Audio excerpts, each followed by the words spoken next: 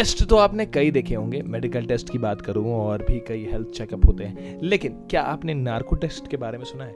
कुछ लोगों ने सुना भी होगा। ये दिया जाता है कभी कभी ऐसी सिचुएशन में जो शायद आपको ना पता हो। तो चलिए आज हम आपको इसी नार्को टेस्ट से पर्दा उठाते हुए बताएंगे कि ये क्यों दिया जाता है, कब दिया जाता है और किस लिए दिया जाता है। तो चलिए आपको बताते हैं। आजकल हम इंसान टेक्नोलॉजी के क्षेत्र में इतना आगे बढ़ गए हैं जितना हमने कभी सोचा भी नहीं था। आज हम आपको बताएंगे नार्को टेस्ट के बारे में कि आखिर में नार्को टेस्ट होता क्या है और कब और क्यों दिया जाता है और किस लिए दिया जाता है। तो चलिए जानते हैं। नार्को टेस्ट में एक विशेष प्रकार के रासायनिक यौगिक यानी एक ऐसे रसायन का इस्तेमाल होता है और प्रयोग किया जाता है। इसे ट्रुथ ड्रग के नाम से भी जाना जाता है।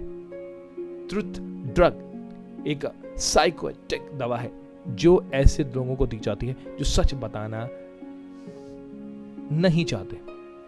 दवा के प्रयोग से व्यक्ति कृत्रिम अनिद्रा की अवस्था में पहुंच जाता है। इस दौरान उसके दिमाग में त्वरित प्रक्रिया देने वाला हिस्सा काम करना बंद कर देता है। ऐसे में व्यक्ति बातें बनाना और झूठ बोलना भूल जाता है। अंतर्राष्ट्रीय कानूनों के तहत ड्रग के अनैतिक प्रयोग को यातना के रूप में वर्गीकृत किया गया है। हालांकि मानव रोगियों का उपचार करने में इसका उपयोग किया जाता है। नार्को टेस्ट को सबसे पहला परीक्षण 1922 में रॉबर्ट हाउस नामक टेक्सास के डॉक्टर ने 2 मुजरिमों पर किया था। नार्को टेस्ट में जिस भी मुजरिम को से पूछताछ करनी होती थी, पहले उसकी उम्र और स्वास्थ्य देखा जाता था और उससे तय होता था कि उसके अनुसार उस पर कौन से रसायन का प्रयोग करना सही होगा।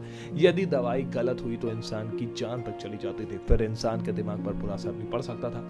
इसलिए उम्र और स्वास्थ्य के आधार पर ही इस इंजेक्शन को दिया जाता है। पॉलीग्राफ मशीन, जी हाँ, ये पॉलीग्राफ मशीन का एक उपकरण है जो रक्तचाप, नब्ज, सांसों की गति, त्वचा की स्थिरता और वक्त नापता और रिकॉर्ड करता है। जब व्यक्ति से लगातार प्रश्न पूछे जाते हैं, व्यक्ति से पहले उन प्रश्नों को पूछा जाता है जिसमें आमतौर पर वो झूठ नहीं बोल सकता हो, जैसे व्यक्ति का नाम, उसके घर का पता, कि वो कितने साल से नौकरी या व्यवसाय कर रहा है आदि। इस दौरान पॉलीग्राफिक मशीन की मदद से उसका बीपी, धड़कन, सांसें और गति, त्वचा की स्निग्धता आदि रिकॉर्ड कर ली जाती है। उसके बाद उससे सवाल पूछे जाते हैं जिसका जवाब जांच अधिकारी जानना चाहते हैं। दरअसल सही जवाब और गलत जवाब के दौरान शरीर की प्रक्रिया में उतार चढ़ाव होने लगता है।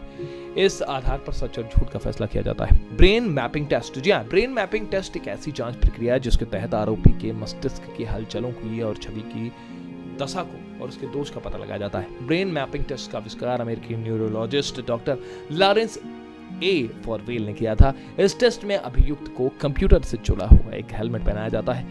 इसमें कई सेंसर और इलेक्ट्रोलाइट्स लगे होते हैं। जांच के दौरान फोरेंसिक विशेषज्ञ आरोपी को अपराध से जुड़ी वस्तुओं और चित्र दिखाते हैं और ध्वनियां सुनाते हैं और उन पर आरोपी के मस्तिष्क की प्रक्रिया का निरीक्षण किया जाता है और उसी के साथ पता चलता है। और आपको बता दूंगा कि सेंसर मस्तिष्क की गतिविधियों को मॉनिटर करता है और P300 तरंगों को अंकित करता है। ये तरंगे तभी पैदा होती हैं जब आरोपी उन चित्रों और ध्वनियों से कोई संबंध रखता हो। तो ऐसे ये नार्को टेस्ट किया जाता है।